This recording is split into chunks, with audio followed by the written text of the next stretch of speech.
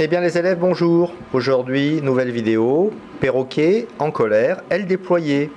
Première étape, je vais donc positionner la tête de mon perroquet, l'ellipse pour le corps, faire le support du perroquet, une forme un petit peu différente, une deuxième ellipse pour positionner mon support.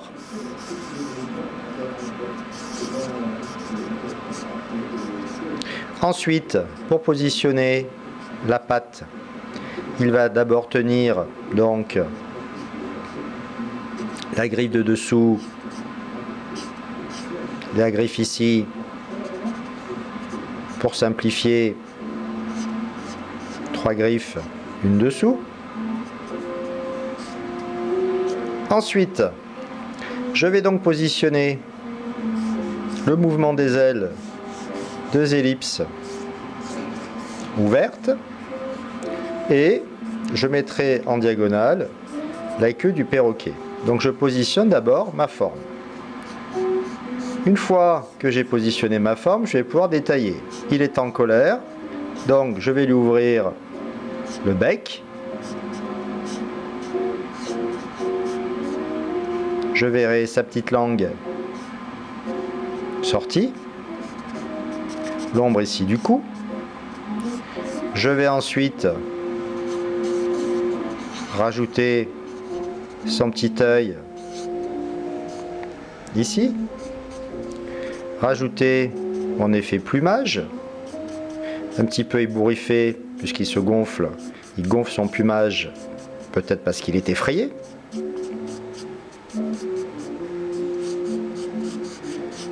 Je travaille les ombrages pour donner comme d'habitude du relief à ce que je fais. Le dessous du ventre ici ombré, je vais laisser une masse un petit peu blanche, comme une ellipse blanche ici. Vous retravaillerez ensuite les passages. Même chose pour le bas, je vais rajouter mes plumes en faisant de plus en plus petit ici mon plumage. J'ombre, puisque c'est sous la barre ici, et puis c'est pas la partie la plus importante du dessin. Je finis de positionner pendant que j'y suis mes différents ombrages. Ensuite, pour les ailes, je vais donc rajouter quelques plumes écartées sur le haut, en repositionnant les plumes, le haut ici de l'aile, et ensuite je refais ce que j'ai appris en donnant un effet dynamique à mes ellipses pour former ma plume. Une plume légèrement écartée sur le côté, comme s'il redressait un petit peu ses plumes. Là aussi, même chose, des petits éléments de plumage et les plumes plus longues au bout. Je vais donc rajouter mon ombre plus clair pour que le bec de mon perroquet ressorte. Vous travaillerez bien sûr les couleurs, ce sont les contrastes colorés qui vont donner du relief à l'ensemble. J'ombre l'intérieur de mon aile, ici, voilà. Je vais ensuite reprendre un feutre pour recerner peut-être certains détails par-dessus. Je vais retravailler. Vous, bien sûr, ça sera en couleur. Donc, bien évidemment, vous aurez la possibilité, avec le travail de dégradé, d'obtenir les effets que vous voulez.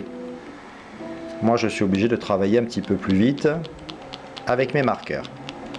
Je vais donc ombrer certains éléments, le bas de la queue, comme d'habitude, refaire ressortir un petit peu l'ombre ici du ventre pour donner du relief, du contraste.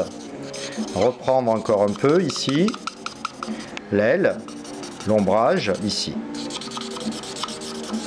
Ensuite, comme je fais regarder mon perroquet vers la droite, je vais rallonger un petit peu ici ma branche pour positionner peut-être ce qu'il a effrayé. Imaginons, je ne sais pas, une petite souris, petit nez, 2 petites oreilles, 2 petites pattes